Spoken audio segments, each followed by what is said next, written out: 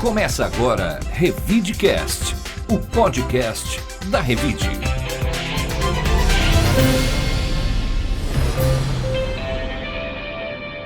Olá, eu sou a Bel de Farias. E eu sou o Murilo Pinheiro. Nós estamos aqui para te contar o que você precisa saber sobre o que aconteceu de mais importante na última semana na nossa cidade e região. Essa semana vamos trazer aqui para vocês. A vacinação contra a Covid-19 avança em Ribeirão Preto, mesmo com os atropelos para acertar o melhor formato. Uma outra notícia ainda sobre o coronavírus é sobre a taxa de transmissão da Covid-19, que apresenta tendência de queda na região de Ribeirão. Outro assunto que vamos tratar aqui no nosso podcast é sobre o reforço econômico que o auxílio emergencial injetou na economia da cidade. E para fechar as notícias do dia, vamos falar sobre um projeto que pretende melhorar a cara da cidade. Bom, Murilo, vamos começar pela saúde e claro que o assunto que todos querem saber é sobre a pandemia e a vacinação. Neste momento, acredito que o assunto é unanimidade entre todos os brasileiros e acho que no mundo inteiro, é que a vacinação em massa será a única saída para que todos retomem as suas vidas. Vamos falar da vacinação em Ribeirão Preto. Começou nesta quarta-feira, dia 3, a campanha de vacinação contra a Covid-19 para profissionais liberais da saúde em Ribeirão Preto. O objetivo é aplicar 1.400 doses por dia até sábado, dia 6. A imunização começou com filas logo nas primeiras horas da manhã. Foram definidos 2 pontos de vacinação, na Associação de Odontologia, na Ribeirânia, e no Centro Médico, no Jardim Irajá, com 700 doses cada, que serão aplicadas por dia até sábado, dia 6. No momento, o município possui 3.600 doses em estoque. Como a vacinação foi feita por ordem de chegada, filas se formaram nos postos. No Centro Médico, que fica na rua Tomás Nogueira Gaia, no bairro Jardim Irajá, a equipe do Portal Revide registrou a fila de profissionais por volta das 8h30. Durante a coletiva de imprensa, Luísa Maria Romagnoli Passos, diretora do Departamento de Vigilância em Saúde da Prefeitura, explicou que seriam vacinados médicos, enfermeiros, fisioterapeutas, dentistas, terapeutas ocupacionais, fonoaudiólogos, farmacêuticos, enfim, os demais profissionais da saúde. A diretora avisou que não haveria motivo para ansiedade ou aglomeração,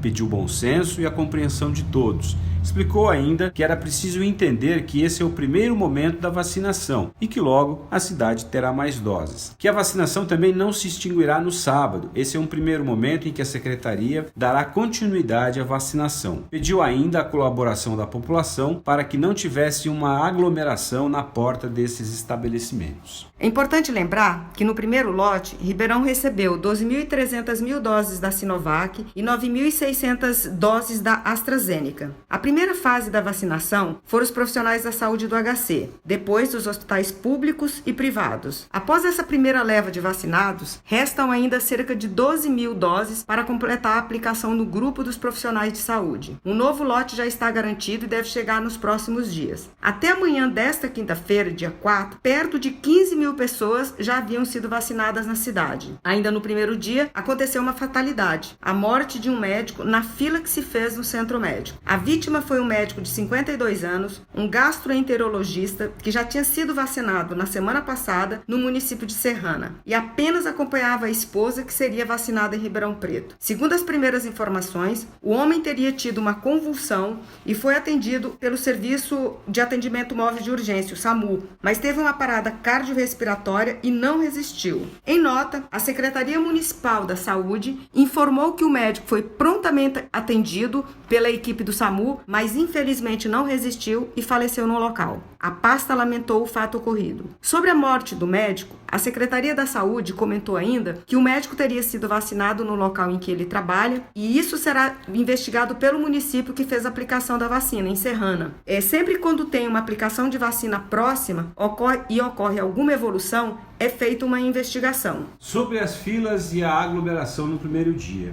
Como a vacinação era feita por ordem de chegada, as filas inevitavelmente se formaram nos 2 pontos de vacinação. Por conta dessa confusão, a Secretaria mudou o local da aplicação da vacina. Os profissionais de saúde deverão ir até a Sociedade Recreativa, a RECA, com acesso pela Rua Bernardino de Campos 278. Já o posto instalado na Associação Odontológica de Ribeirão Preto, a ORP, na Nova Ribeirânia, fica mantido. Por conta dessa confusão, foi marcada uma nova coletiva na tarde desta quarta-feira, dia 3. A diretora do departamento, Luzia Márcia Romagnoli Passos, falou sobre as filas e a aglomeração nesses locais de vacinação. Ela disse que vão usar a mesma metodologia, ou seja, irão receber os profissionais, distribuir as 700 senhas. A orientação agora é liberar as 350 primeiras senhas para amanhã e as outras 350 que as pessoas voltem ao meio-dia, para ninguém ficar no sol. No primeiro dia, todas as 1.400 doses previstas foram aplicadas. Os postos encerraram as atividades às 2h30 da tarde. A vacinação dos idosos está prevista para começar na próxima segunda-feira, dia 8. Os detalhes sobre os locais de vacinação e demais regras serão definidos pelas autoridades de saúde e aí terá uma ampla divulgação.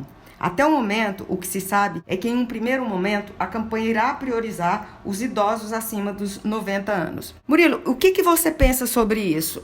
Hoje, no segundo dia, nós estamos falando aqui na quinta-feira, teve mais confusão, teve mais fila lá na RECRA, lá na Associação de Odontologia. O que você avalia disso tudo? Eu acho que essa experiência da vacinação do pessoal da saúde é uma espécie de teste, né, para toda a sociedade, porque se esse tipo de comportamento das pessoas querendo se aglomerar, querendo ser vacinado primeiro, querendo, enfim, se colocar numa posição individual sem respeitar as orientações do que deve ser feito coletivamente, nós vamos ter uma série de problemas na vacinação quando esse processo for estendido a toda a população, né? Então é importante que as pessoas prestem atenção, né? Que não haja desespero, que não haja nenhum tipo de tumulto, porque senão isso só vai tumultuar o processo. E não adianta depois as pessoas ficarem nas redes sociais colocando a culpa na Secretaria da Saúde, né, e no pessoal da área médica. As pessoas que têm que se comportarem de uma maneira mais civilizada para que a gente possa organizar esse processo. Bom, agora a gente vai para uma boa notícia que aconteceu na terça-feira, falando sobre a taxa de transmissão do vírus na nossa cidade. A taxa de transmissão da Covid tem tendência de queda na região de Ribeirão Preto. A Diretoria Regional de Saúde apresenta tendência de queda no nível de RT, a taxa de transmissão da Covid-19. Segundo o SP Covid Infotrack, plataforma criada por cientistas e pesquisadores da Unesp, a Universidade Estadual Paulista, e da USP, a atualização foi feita nesta semana. Desde o dia 15 de janeiro, a taxa vem apresentando queda na região. Segundo o levantamento do SP Covid, a RT na região de Ribeirão ficou em 0,83, na atualização feita na segunda-feira, dia 1º. O número está abaixo da reta limite de reprodução do vírus e representa a sexta menor em todo o estado de São Paulo. O pico na taxa de transmissão na região foi registrado no dia 15 de janeiro de 1,72. A taxa de transmissão não é levada em conta para a reclassificação do plano. O indicador de ocupação de leitos dos principais índices avaliados pelo Comitê de Contingência do Coronavírus está em 67% na atualização nesta quarta-feira 3 pelo estado. Mas o importante da taxa de transmissão é a quantidade de pessoas infectadas. Então, é uma boa notícia. Isso significa que o vírus está conseguindo atingir menos pessoas. Enquanto isso acontecer, isso acaba repercutindo no número de leitos ocupados, etc. Bom, agora vamos à economia. A Revide fez uma reportagem muito interessante sobre os números do auxílio emergencial na cidade, que atendeu 172 mil pessoas em Ribeirão Preto e injetou 566 milhões na economia local. É certo que o fim do benefício trará um impacto direto no mercado para os próximos meses. A repórter e editora do portal Raíssa Lopes foi a responsável pela matéria. Oi Murilo, oi Bel. Pois é, nessa reportagem, além dos números do Ministério da Cidadania sobre o auxílio, eu conversei com economistas que me explicaram um pouco a importância do programa aqui para Ribeirão Preto. A professora do Moura Lacerda, Carla Valdevich, me disse que o município teve uma adesão significativa ao auxílio por conta do perfil econômico aqui local. A gente tem muitos microempreendedores individuais na cidade e eles atuam, na maioria, nos setores de serviços e comércio, que foram bem afetados durante a pandemia. A gente trouxe também a história da Daiane Verga. Eu conversei com ela trabalhava como costureira autônoma e precisou recorrer ao auxílio aí para pagar as contas da casa. Ela me falou que agora, com o fim dos pagamentos, a situação vai ficar bem complicada. E o professor da FE, o Sérgio Sakurai, ele falou um pouco sobre o impacto que o fim desse auxílio vai trazer, justamente sobre isso. Ele disse que o fim do pagamento, ele vai diminuir a movimentação econômica na cidade, então pode prejudicar ainda mais e agravar uma situação que já está um pouco complicada. Só que, por outro lado, ele também me explicou que retomar esses pagamentos pode afetar ainda mais a dívida pública do governo federal. Então, essa é uma questão que vai precisar ser muito bem avaliada e estruturada, viu? Na reportagem a gente traz todos os detalhes e mais alguns números sobre o pagamento do auxílio aqui em Ribeirão Preto.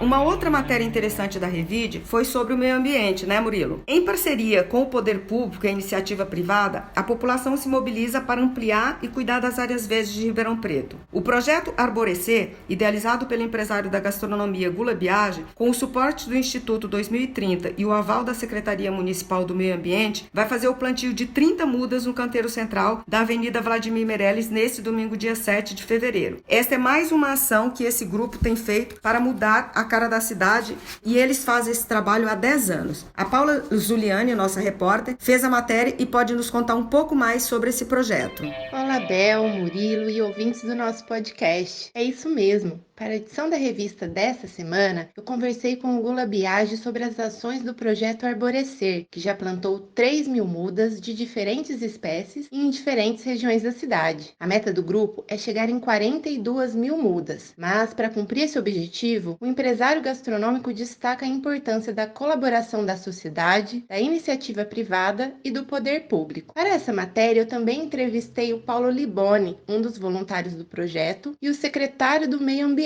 Samuel Solito, que disse, inclusive, que o adensamento arbóreo do município é uma das prioridades nessa nova gestão do prefeito Duarte Nogueira. Temos ainda o depoimento da diretora administrativa da Abiarte, Maria Luísa de Andrade Barros Leme, que falou sobre a participação da construtora no programa Verde Cidade. Bel, agora vamos ouvir a Raíssa. Quais foram as notícias mais lidas do portal? Agora eu tô de volta para falar sobre as campeãs de audiência no revide.com.br. Como não podia deixar de ser, né? Esse rebaixamento de Ribeirão na fase vermelha do Plano São Paulo foi o que despertou maior interesse, viu? A reportagem mais lida nos últimos dias é aquela que traz todas as regras de funcionamento e quais os estabelecimentos podem ou não funcionar na cidade. E a vacinação contra o coronavírus também despertou bastante o interesse dos nossos leitores nos últimos dias, principalmente sobre o calendário. Na segunda-feira, dia 8, começa a vacinação dos idosos de 90 anos, acima dos 90 anos, né? E no dia 15, a outra segunda-feira, começam a ser vacinadas as pessoas de 85 anos. Lá na reportagem a gente traz todos os detalhes sobre como vai funcionar esse calendário, que vai depender aí do recebimento das doses da vacina pelo Estado. Outro destaque de audiência no portal nesses últimos dias foi o anúncio feito também pela Prefeitura, mas na área de educação. A volta às aulas presenciais do ensino fundamental, da rede municipal, né,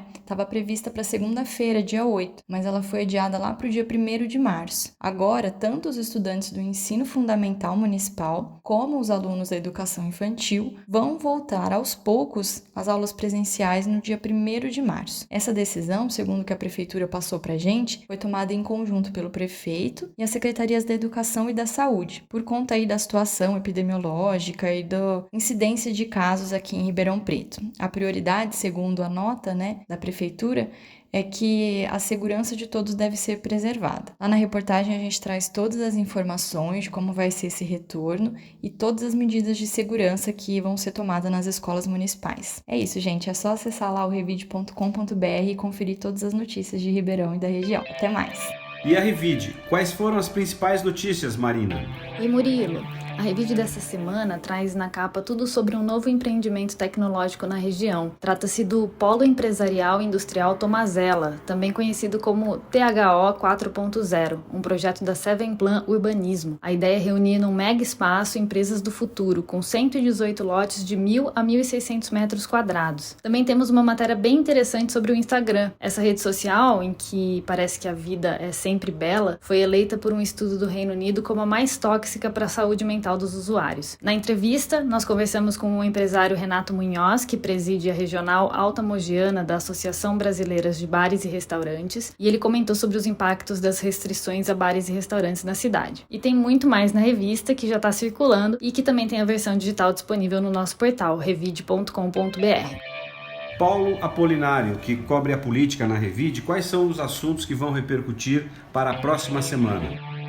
Oi Murilo, oi Bel. Então, o destaque que eu trago essa semana é a escolha dos membros das comissões permanentes na Câmara. Como de costume, na primeira sessão do ano, os vereadores votam em quem vai integrar essas comissões que discutem temas específicos no Legislativo. E olha, a aliança costurada pelo prefeito Duarte Nogueira durante a eleição deu muito certo. A base do governo ficou com a presidência de 11 das 16 comissões da Câmara. E ele faturou as mais importantes. Então ficaram mantidas a Comissão de Constituição e Justiça, que segue nas mãos do vereador Isaac Antunes, do PL, pelo 5º ano consecutivo, a Comissão de Finanças, que foi para o vereador Renato Zuccolotto, do PP, partido esse que é um aliado muito importante do Nogueira. Inclusive, indicou o vice-prefeito Daniel Gobi. Já a Comissão de Educação segue com o DEM. Pelo 2º ano, ela vai ficar sob o comando da vereadora Gláucia Berenice. Antes dela, a comissão também era chefiada pelo DEM, com o ex-vereador Fabiano Guimarães. O Conselho de Ética ficou com o vereador Maurício Vilabranches, que no meio do mandato passado migrou do PTB para o PSDB, que é o partido do prefeito. A Comissão de Obras fica com o vereador Eliseu Rocha, do PP, que é um dos líderes do governo na Câmara. E olha, eu conversei com alguns vereadores ao longo dessa semana e, no geral, eles dizem que a divisão das comissões mais agradou do que desagradou. Porém, principalmente os vereadores de primeiro mandato, que não conseguiram emplacar presidências relevantes nas comissões, torceram um pouco o nariz. Mudando de assunto agora, eu fiz uma pesquisa rápida aqui nas matérias em andamento na Câmara de Ribeirão sobre o tema Covid-19. Desde o início do ano, já temos 12 matérias relacionadas ao tema, sendo que 3 têm relação com vacinação. A maioria delas solicita mais transparência nos processos de vacinação e nas listas, além da inclusão de categorias específicas na lista de prioridades, como os professores. Mas tendo em vista como foi o volume de projetos no ano passado sobre a Covid, esse número deve crescer muito nas próximas semanas. Por fim, ficamos aí na expectativa do anúncio do governador João Dória sobre a mudança de fase da região de Ribeirão Preto no Plano de São Paulo. Nos últimos dias, os secretários estaduais e o prefeito Duarte Nogueira têm se mostrado confiantes de que a região vai avançar de fase, tendo em vista o aumento do número de leitos. Bem, então por hoje é isso, muito obrigado e até a próxima semana.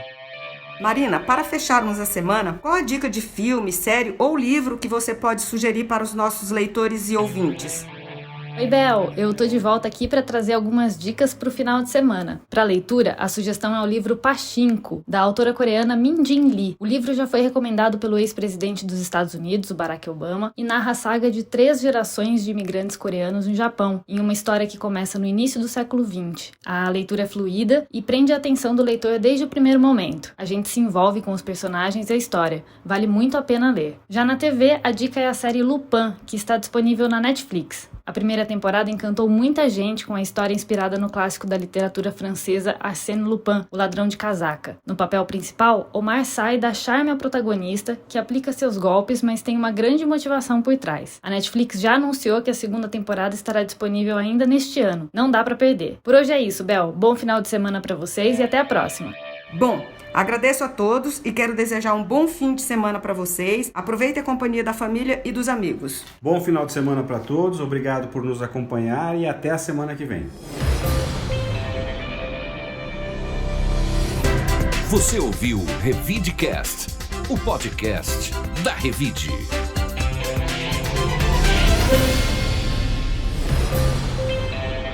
Informação de qualidade tem valor. Incentive o bom jornalismo.